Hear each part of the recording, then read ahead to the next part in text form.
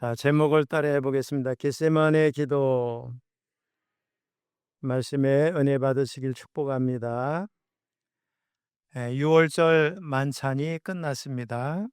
예수님은 그 후 감람산 기슭 서쪽 기슭에 있는 겟세마네 동산, 그러니까 감람산이 이렇게 있으면 그 뒤쪽이 여리고 쪽으로 가는, 그래서 유다 광야가 이어지게 되는데 그 안쪽에, 그래서 감람산 아래 기슭으로 서쪽으로 쭉 비탈길이 있고 그 사이에 기드론 골짜기가 있고 그 위쪽으로는 성전산이 있습니다.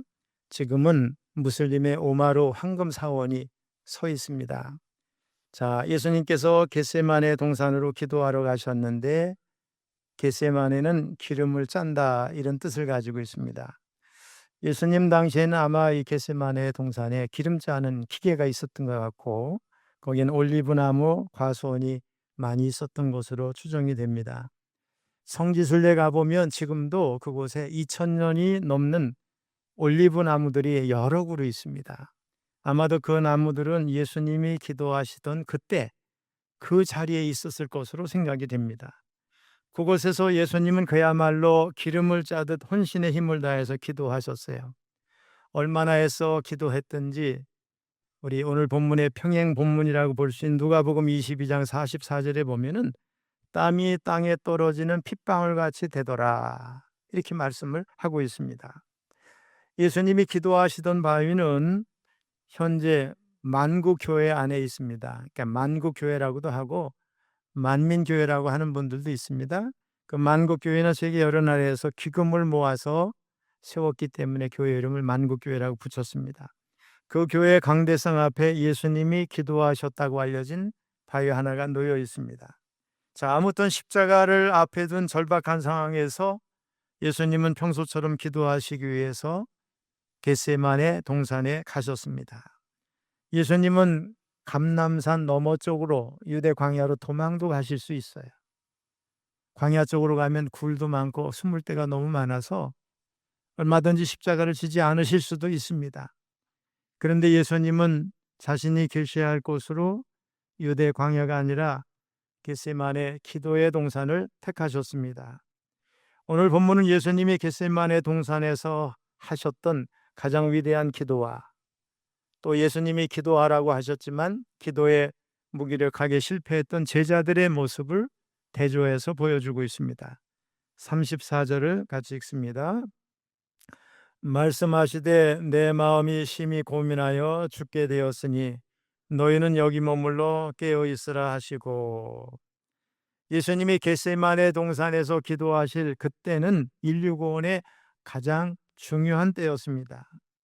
십자가를 앞두고 두려움을 느끼신 예수님은 내 마음이 심히 고민하여 죽게 되었다, 이렇게 말씀을 하고 있습니다. 예수님은 예수님의 모습을 우리가 양성이라고 표현하죠. 신성과 인성. 예수님의 인격은 신성을 가지시기도 하고 인성을 가지셨어요. 근데 예수님은 완전한 하나님이시자 완전한 인간이신데 이 땅에 오셨을 때는 사람의 모습으로 오셨어요. 그리고 공생애 내내 이 땅에서 인간으로서 겪는 모든 것을 다 겪으셨는데 다음 날이면 십자가에 달려 죽으셔야 했기 때문에 그 죽음을 앞둔 마지막 저녁에는 몸서리치며 괴로워하셨다는 걸 우리가 알 수가 있습니다. 예수님은 이렇게 십자가의 고통 앞에서 지극히 인간적인 모습을 보이셨어요. 하나님의 아들이시지만 인간이 당하는 극심한 고난, 그 죽음에 이르기까지의 고통을 다 아신 겁니다. 여러분, 십자가형이라고 하는 것은 엄청난 거래요. 그 고통이. 학자들이 연구해 보니까 그 고통을 이루 말할 수가 없답니다. 예수님은 양손 양발에 그 신경이 관통하는 그런 자리에 뼈로 아마 뼈에다 박았을 것 같아요. 6인치 대못을 박았습니다. 여러분, 우리가 신경이 조금만 손상돼도 얼마나 고통스러워요. 근데 그 신경 뼈를 관통하는 못을 박았을 때 그거는 사람이 까무러칠 정도의 고통, 이건 감당이 안 되는 고통이죠. 거기다가 체중이 그 아픔, 그저 못이 그 못 박힌 다리로 또 팔로 체중을 지탱해야 되는데 너무 오른 양손이 아파가지고 요거를 어떻게 합니까? 힘을 덜 주면 발에 다 걸리는 거고. 또 팔에 힘을 주자니 너무 여기가 고통스러웠을 거예요. 그 상태에서 예수님은 또 옆구리에 창자국을 인해서 물가피를 다 쏟으셨어요. 그 고통이 얼마나 큰지를 주님은 아셨어요. 그래서 고통스럽지 않은 척 하시는 게 아니라 고민하여 죽게 되었다, 이렇게 말씀을 하십니다. 그리고 제자들에게는 너희가 여기 머물러 깨어 있으라, 이렇게 방부를 하셨는데 제자들도 그곳에서 기도로 사태를 준비하도록 그렇게 데리고 오신 겁니다. 제자들과 함께 기도하면서 고통의 마음을 나누고 위로받고 싶으셨는지도 모르겠습니다. 여러분, 우리가 괴로운 일이 있을 때 혼자 끙끙거릴 게 아니라 우리 가족들에게 이야기하고 기도하는 형제들에게 얘기하면 또 우리가 더 위로를 받고 힘을 얻잖아요. 또 기도하다 보면 생각보다 그 문제가 크지 않다는 걸 알게 됩니다. 우리가 여기서 알아야 할 것 한 가지가 더 있는데, 그것은 예수님이 고통스러워하신 것은 비단 육신의 죽음의 고통 때문이 아니다 하는 것입니다. 무슨 말이냐? 예수님은 하나님의 진노의 잔을 마셔야 했기에 두려웠고 괴로우셨어요. 하나님에게 버림을 받아야 했기 때문에 예수님은 고통스러우셨어요. 우리 주님이 십자가에서 진짜로 그렇게 하셨잖아요. 엘리 엘리 라마 사박다니, 하나님이여 하나님이여 어찌 나를 버리셨나이까. 이제껏 한 번도, 아니 한순간도 하나님 아버지와 분리된 적이 없으셨기 때문에 하나님의 진노의 잔을 마시고 하나님께 버림받는 것은 참으로 고통스럽고 괴로우신 일이었어요. 하지만 예수님은 고민과 고통에 빠져 계신 게 아니고 기도로 준비하셨어요. 우리 35절 36절을 읽습니다. 시작.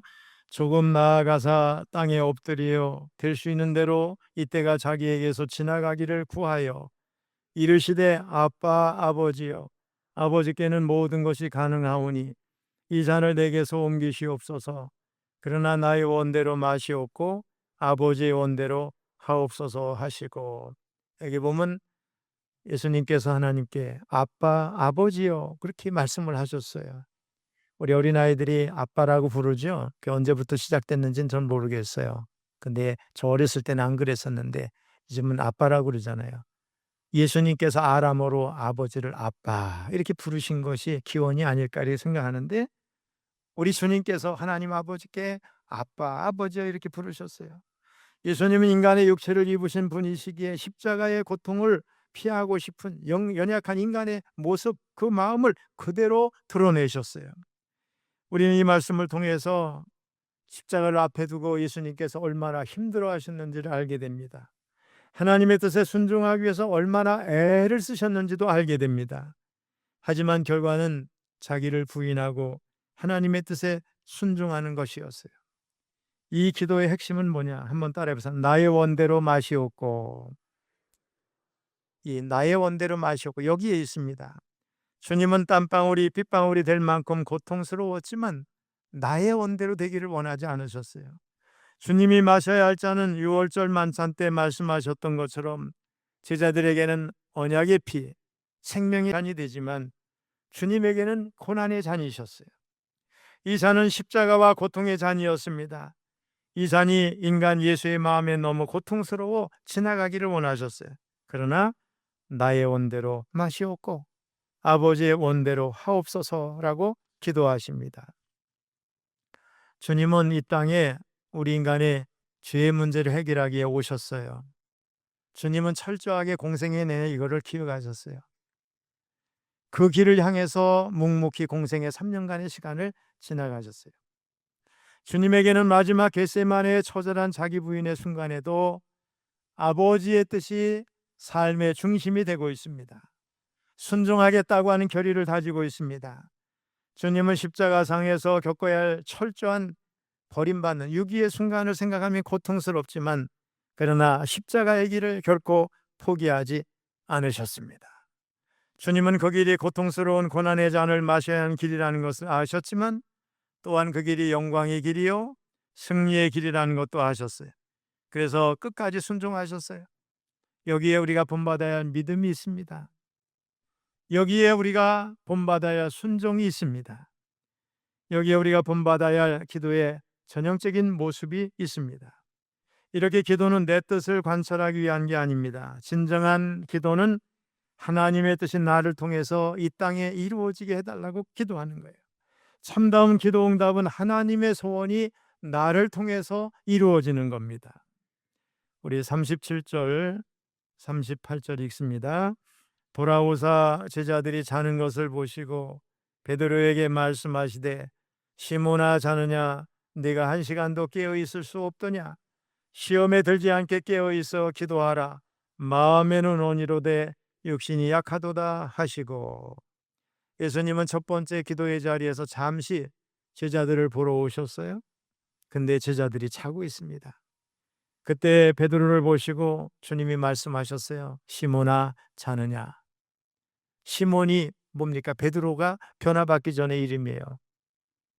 잘 넘어지고 자주 실패하고 혈기방장한 인간 그들의 모습, 시몬이라고 이름을 부르신 것은 그가 지금 기도에 실패하고 있는 영적 상태를 반영한 것이라고 생각합니다. 제자들은 모두 죽음의 잔을 함께 마시겠다고 장담했어요. 죽음의 자리까지 함께 가겠다고 호언장담했어요. 하지만 실제로 그들은 피곤한 자신조차도 이기지 못하는 연약한 자들이었어요. 그들은 1시간도 깨어 있을 수 없었어요. 예수님이 제자들이 잠을 자지 않고 깨어 기도하기를 원하셨던 것은 닥쳐오는 순환에서 그들이 배반할 것을 아시고 자신들을 지키도록, 믿음을 지키도록 하기 위해서였어요. 예수님 자신은 기도하심으로 육신의 욕망을 제거하시고 시험을 이기시는데 제자들은 잠에 빠짐으로 인해서 시험을 이겨내지 못할 것을 염려해서 기도하도록 부탁을 한 거죠. 하지만 안타깝게도 제자들은 영적인 각성이 그 어느 때보다 요구되는 그때에 마음뿐 육신이 약했고 눈이 피곤했어요. 죽을지언정 주를 부인하지 않겠다고 호언장담했지만 현실은 육체의 피곤조차도 이기지 못했어요. 여러분, 제자들에게는 주님과 같은 절실함이 그때 없었어요. 주님과 같은 간절한 마음이 없었어요. 절박함도 없었어요. 그만 그날 새벽에 닥쳐올 고난의 죽음의 십자가를 제자들은 상상 자체도 하지 못했어요. 그래서 피곤하니 잘 수밖에 없는 겁니다. 우리 39절을 읽습니다. 시작. 다시 나아가 동일한 말씀으로 기도하시고. 이건 예수님께서 이제 두 번째 기도의 자리에 가신 건데 베드로에게 말씀하신 후 다시 나아가서 엎드려 기도하신 겁니다. 근데 예수님은 하나님 아버지께 똑같은 내용으로 기도하셨어요. 여러분, 그 절박한 순간에 다른 기도를 할 수는 없으셨을 거예요.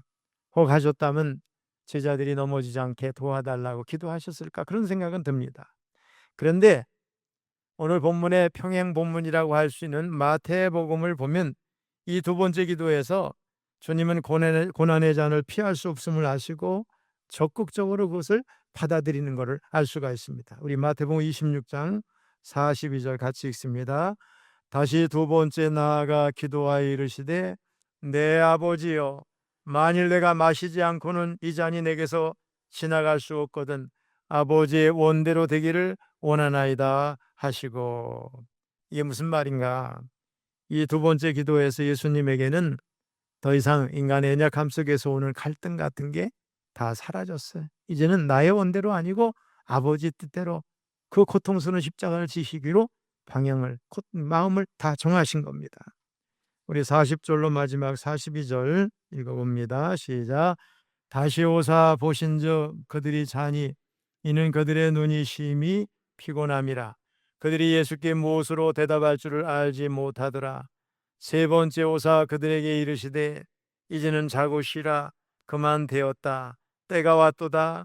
보라, 인자가 죄인의 손에 팔리느니라. 일어나라, 함께 가자. 보라, 나를 파는 자가 가까이 왔느니라. 안타깝게도 제자들은 정말 뜨겁게 간절하게 기도할 시간에 잠으로 시간을 다 보냈습니다. 그러나 예수님은 3번씩이나 반복해서 한절히 기도하심으로 십자가를 지실 준비를 끝내셨습니다. 여기서 이제는 자고 쉬라, 그만 되었다라고 하신 이 말씀은 문자 그대로의 의미가 아니죠. 예수님과 제자들은 실제로는 자고 쉴 수 있는 시간이 없었어요. 이제는 자고 쉬라고 하신 말씀은 그만 되었다 하는 말씀과 함께 예수님께서 이제 충분히 준비되었다. 이런 말씀이에요. 몇 시간의 끈질긴 기도 끝에 예수님은 마침내 그 두렵고 무서운 십자가를 꼭 붙들게 된 겁니다. 마지막 42절을 보면 주님이 일어나라 함께 가자. 보라 나를 파는 자가 가까이 왔느니라 말씀합니다. 그리고 일어나서 그 동산에 자기를 체포하러 온 자들을 향해서 또복또복 앞으로 나아가십니다.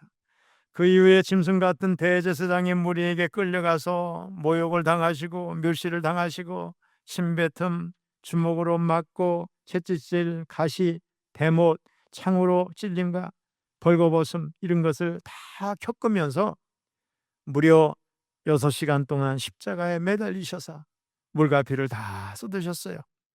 그리고 마지막에 숨을 거두시기 전에 요한복음 기자는 주님이 말씀하셨대요. 다 이루었다. 이때 성전에 있는 휘장이 위아래로 둘로 찢어져 버렸어요. 하나님과 우리 사이에 가로막힌 담이 열린 겁니다. 히브리서 기자는 이것은 새로운 살 길이 열렸다는 거예요. 주님은 이 일을 이루신 겁니다. 주님은 기도로 승리하신 겁니다. 이로써 세상에서 가장 무섭고 치열하고 가장 크고 중대한 우주적 영적 전쟁이 끝났습니다.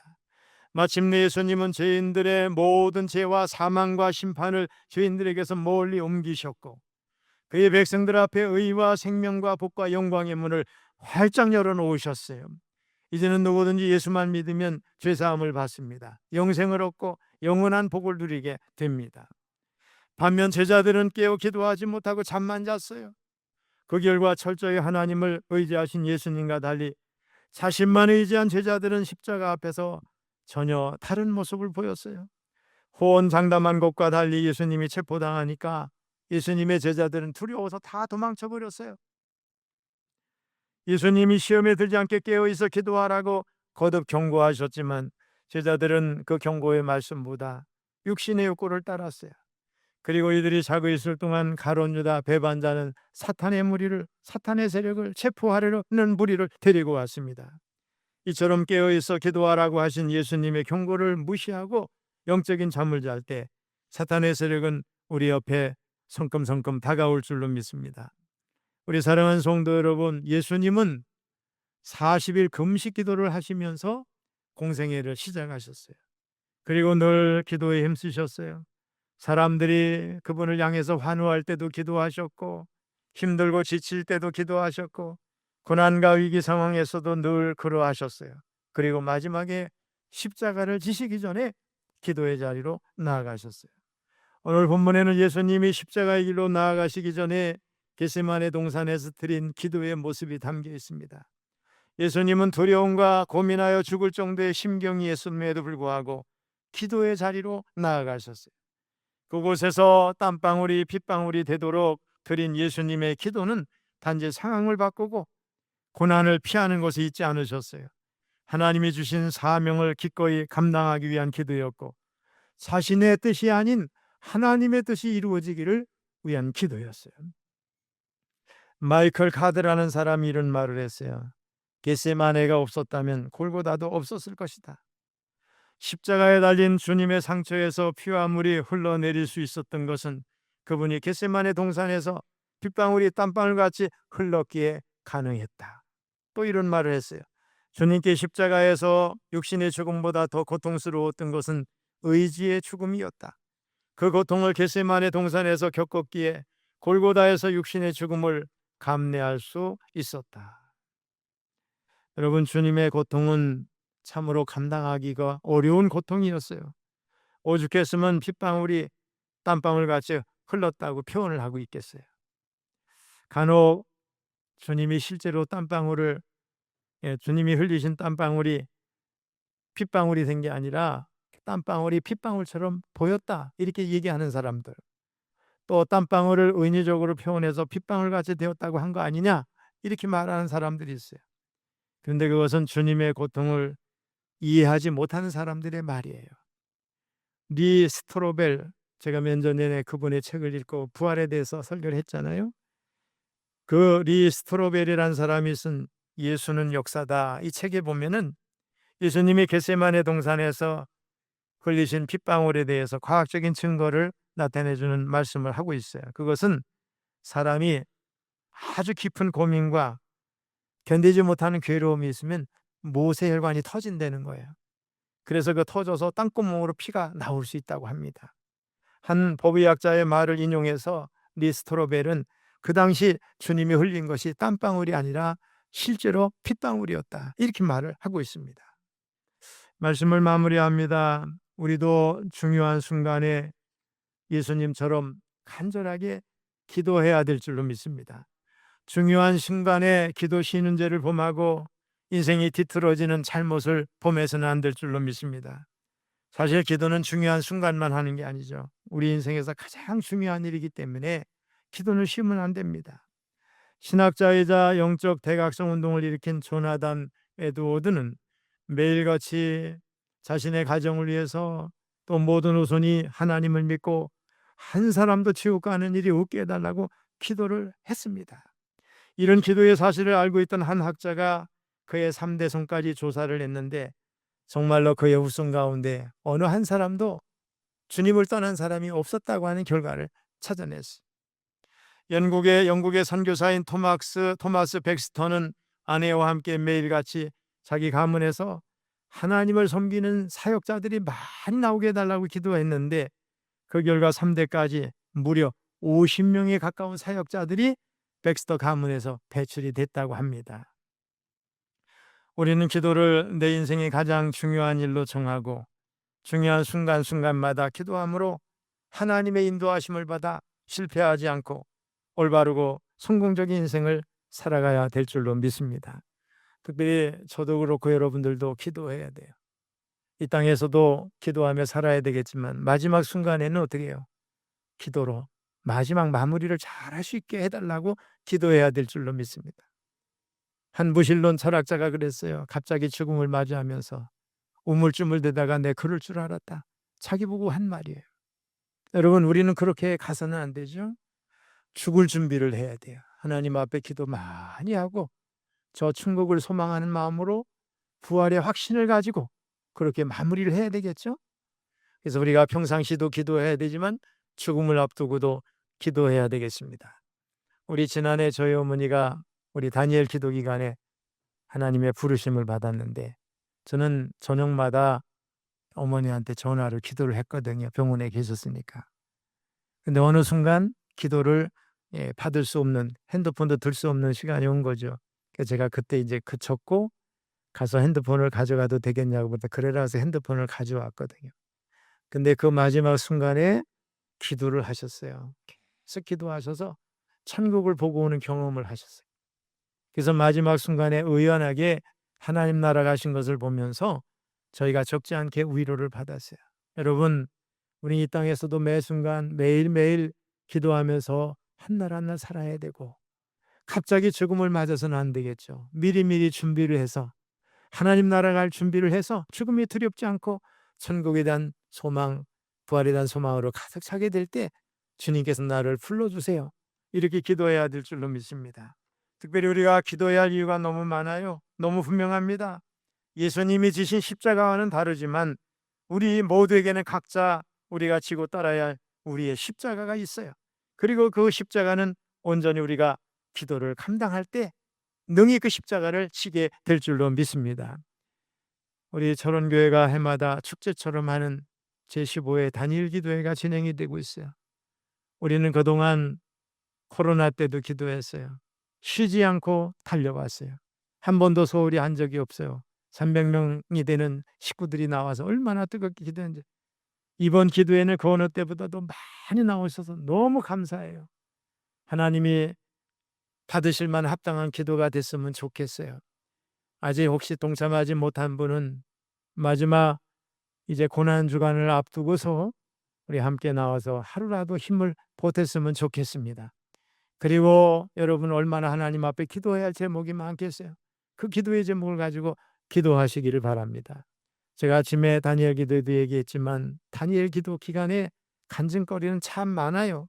어떤 분은 매주 매일매일 헌금하면서 기도했던 것이 응답이 되고 기적 같은 역사도 이루고, 또 우리 조혜경 권사님 반주하면서 그때 아이가 하나도 없었을 때인데 저한테 그때 그 윤보한 목사님이 부흥회 때 와서 예언적 기도를 했어요.